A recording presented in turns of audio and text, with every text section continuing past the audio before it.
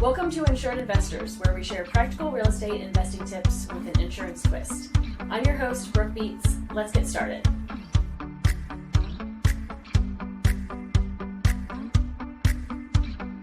Climbing insurance rates are being felt by homeowners and real estate investors across the country, in some areas more than others. As insurance becomes more expensive, property owners can't help but ask themselves what they can do to cut costs. To answer those questions and more, we have Jason Jones in the room today. Jason Jones is SVP of Risk Management at INREG. He holds a Bachelor's in Arts and Science from the University of Missouri-Columbia and a Master's in Information Systems from the University of Phoenix. With an insurance career spanning over 20 years, most of his industry experience was gained through his role as an adjuster, primarily handling property and liability claims with various companies. Throughout Jason's time at INREG, his various leadership positions have exposed him to almost every department, including client service, claims, client account review, underwriting, and risk management. Welcome to the podcast, Jason. Thanks for having me. All right, so today, economic conditions and natural disasters. You ready to get into it? Sure thing. Okay.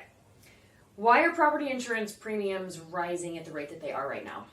Sure, there's a ton of reasons why, if you kind of dig into it, but the larger parts of that are increase in extreme weather events, labor and material shortages, and then additionally inflation. It's just kind of perpetual. And we're seeing that across the entire country. Exactly. Okay. How does extreme weather impact the insurance market? Sure. So the extreme weather events, along with labor and material shortages and inflation, they are a huge impact because when you have that one loss, that loss in 2000 then turns into a larger loss in 2024. So we are seeing a larger frequency of these types of losses. I believe we have more hurricanes, more tornadoes, more wildfires, floods, etc. So at the end of the day, there's just more losses to go around, along with the increased costs to actually manage the repairs. I think with the data we researched, the average the average number of $1 billion losses started, say, about 10 years ago at 10, and to this point, we've pretty much doubled that amount. So again, that's a function of more actual devastating natural disasters, along with the increase in material costs that tie into the repairs associated with these losses. The most expensive weather events that we are seeing overall are going to be hurricanes. You'll see that likely in mostly Florida, you have Texas, Louisiana, those sorts of areas along the coast. But we did see one here recently in California. So it's just the weather overall is getting to be more volatile in general, and that's also creating some issues for us. You also have wildfires, which typically are going to be California, Colorado, some of those areas, but they're just expanding. You'll see them in Oklahoma and parts of Florida, just really all over. And the causes are from a simple car fire, from car overheating on the side of the road, to the typical just littering, cigarettes, and even power lines falling. So there's just a lot of things that go into really evaluating some of the why, but we know the causes are going to be those typical things: hurricanes, wildfires, floods, that sort of deal. So major impacts on the insurance industry. Absolutely. Are we noticing, what's the response from the carriers? The carriers, by and large, are taking a closer look at where they'd like to insure locations. That's really a bigger part. You see a lot of the carriers pull away from areas that are more prone to those weather events, like Florida is a big one. Louisiana is probably the primary case for all of that. There's just been so much devastation there due to hurricanes and flooding and that sort of thing. So the actuaries are having a field day of trying to figure out, hey, why is this rate structure, why is this deductible structure not working in these areas? Because we're no longer profitable here. So in response to that, you'll see increase in standardized deductibles, increase in rates, and then additionally just carriers pulling out of areas altogether just so that they can remain profitable and viable for other areas in the country that they insure. That makes sense. We've seen a lot of carriers pull out of different areas in the last year or so, haven't we? Yeah. Okay, so talk to me a little bit about how labor and material shortages impact insurance premiums. Sure. So the construction costs have surged over the past few years just due to shortage in skilled labor. There's been a struggle to retain and find some of those skilled workers that have forced construction companies to charge or to basically pay more for that labor in addition to those increased material costs that we have spoken about before.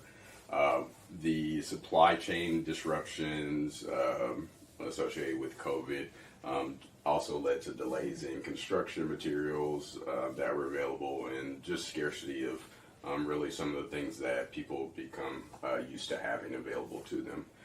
So natural disasters, because of the frequency increasing, have impacted not only that shortage of labor, it also has created more of a demand that just can't be met at this time. So you'll see a lot of contractors out at maybe a widespread hail loss or hurricane loss or what have you, and they'll be in a position where they can pick and choose what job is going to be more profitable for them, and then those delays then create issues for insureds where they're having to pay more or they're having to find more options to try to repair some of that stuff.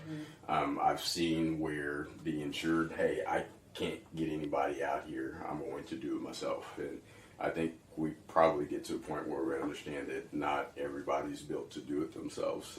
And in that way, then we kind of lead to more costs. Tarps on roofs for months and months at a time, and they create more damage on top of it. So realistically, that shortage leads to other things that create increases in costs, including paying more for claims just because no one's able to get out there and take a look at it. Okay, so a lot of things going on here. So to kind of say back to you what I feel like you just said was, storm comes through causing a loss, labor, material, adjusters, all of that is much more expensive. So the insured value to replace it is much more expensive, causing premiums to be much more expensive, causing people to then want to do their own work to fix the house, and it's just kind of a vicious cycle. It is, and it just, like, there's some light at the end of the tunnel, but as long as we continue to have these losses at high frequency, is just you're just kind of at the mercy of what's available and what we can do to help folks. So we know inflation creates a cycle of rising costs across all of the industries, but is the insurance industry any different? No, it's really kind of the same thing that's going on everywhere. You'll see the cost for an employee at your local department store increase. Just their labor costs are going to increase because there's a shortage of labor. How do you get more people in? You pay them more. It's really kind of that simple. When we get to a point where the insurance companies are trying to evaluate how to manage their costs because they have adjusters to pay, they have experts that go out, engineers, whomever, to pay and kind of manage all this stuff. Like, all of that goes into how they evaluate their risk and where they would like to be. So at the end of it, like, it's all kind of a cyclical thing where the insurance industry isn't immune to that inflation because it's a part of the rest of the world too. So let's move into what areas are really feeling these rate increases and why. Sure. I think the easy answers for this one are Florida and Louisiana. Uh, and it's easy to see, like with the number of hurricanes that have been national news, just the issues that they cause. It's a ton of money to kind of maintain insurance down there. So you have insurers that are paying millions and millions of dollars, maybe even each event that happens during from June to September, October. You're also seeing the premiums go up for each of those houses that are insured, and just over the course of a few years, like that landscape has changed enough that either carriers have become insolvent and haven't been able to keep up with the changes there, or they've made a business decision to move out of some of those areas. So you're looking at Florida largely again with the hurricanes, Louisiana, really the same thing. Then you kind of move into areas like California where you have the cost of living that factors into that.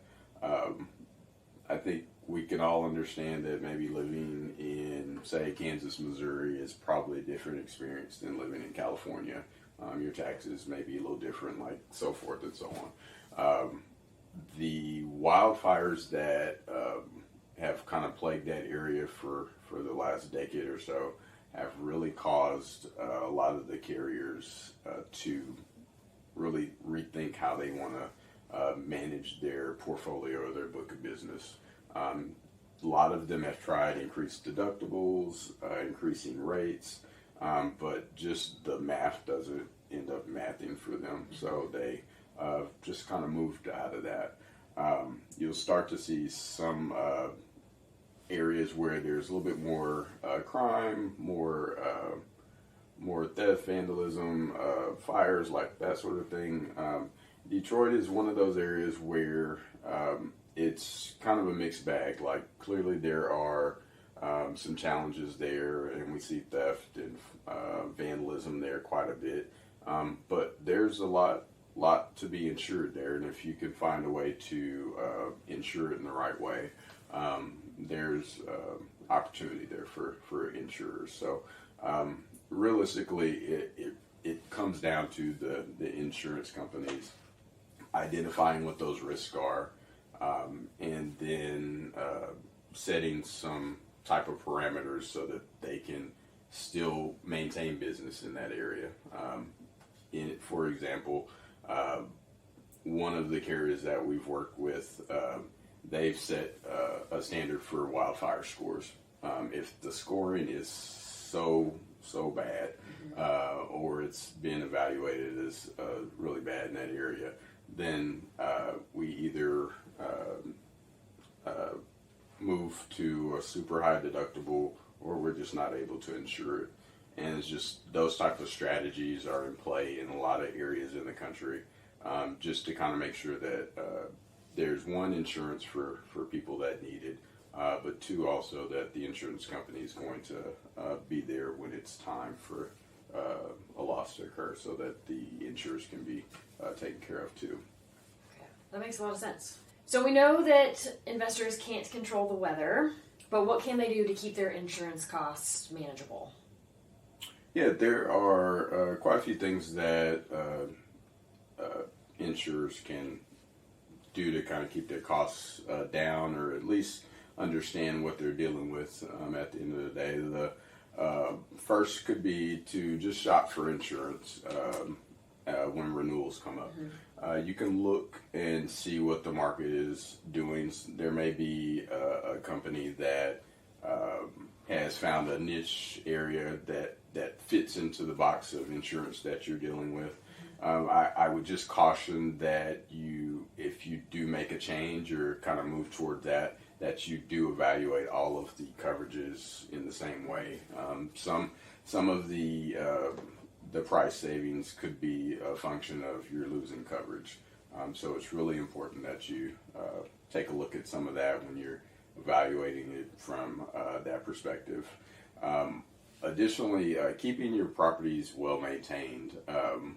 That is a huge one. With the claims background, you just come across a home where you can walk up to it and you can see, hey, this is a great risk.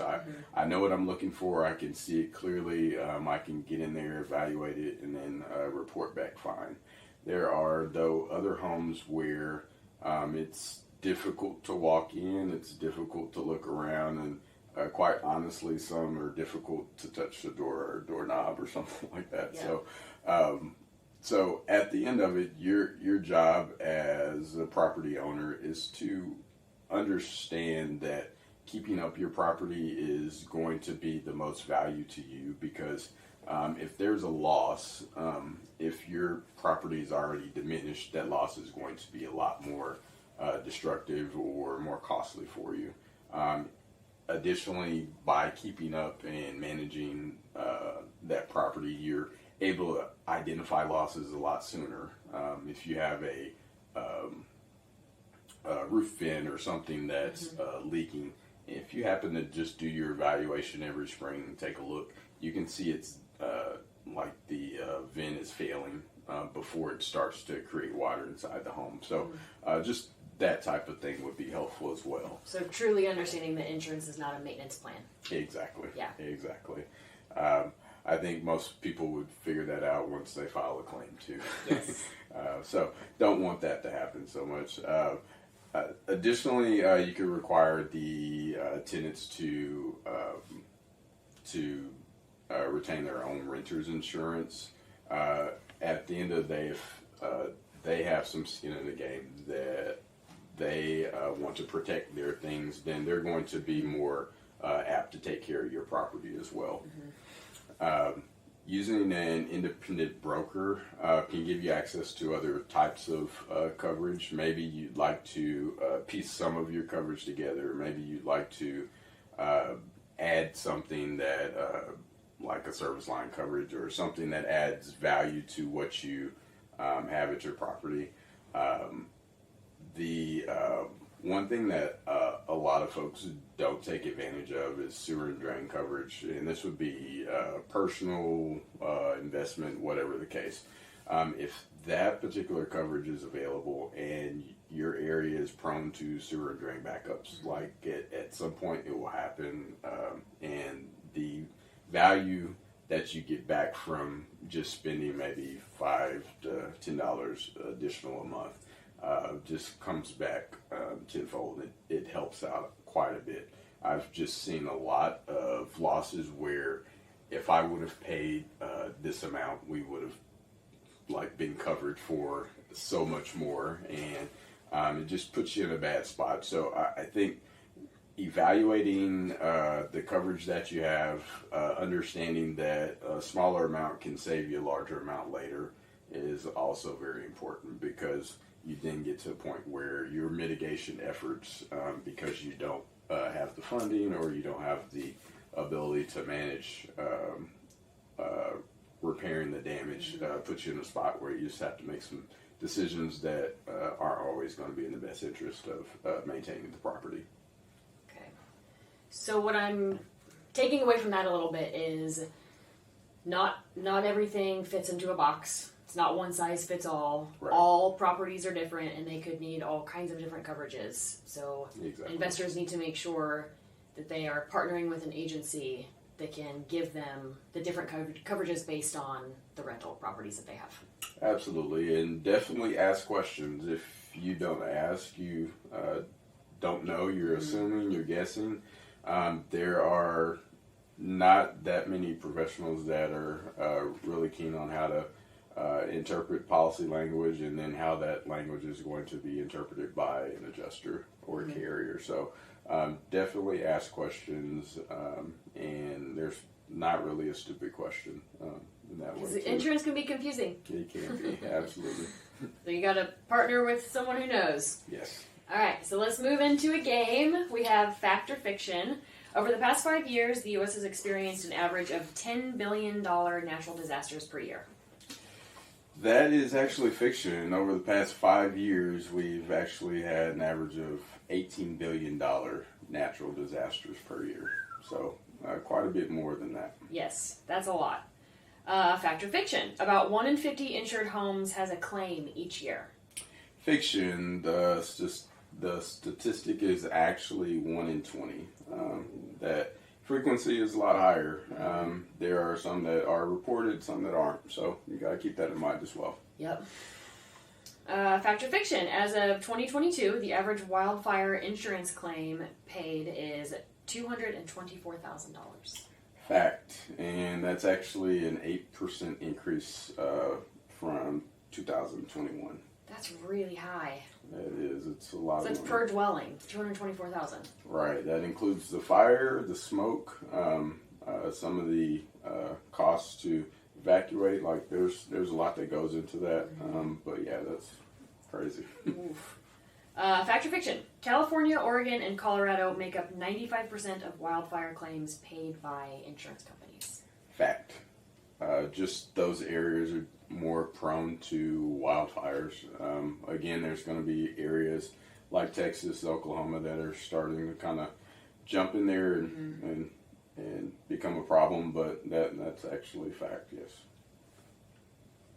Last one, fact or fiction? More than 31.7 million single-family homes and nearly 1 million multifamily homes are at moderate or greater risk of being impacted by damaging hurricane winds.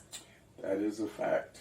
And more than 22 million single-family homes and over 64,000 multifamily homes are at high or great risk of hurricane and wind damage. Wow. Right. Just the evolution of people being able to access those coasts and some of those areas where it's fun to be when the sun's out just creates that. So. Okay. Well, this has been wonderful having you on. Thank you so much for all the information. Absolutely. I appreciate your time. Thank you. We will continue to post new episodes every other Wednesday on NREIG's YouTube channel, that's NREIG, and on Spotify at Insured Investors. You can also follow NREIG on Facebook and LinkedIn. If you have topic ideas or questions, please leave them in the comments below. We'll see you soon.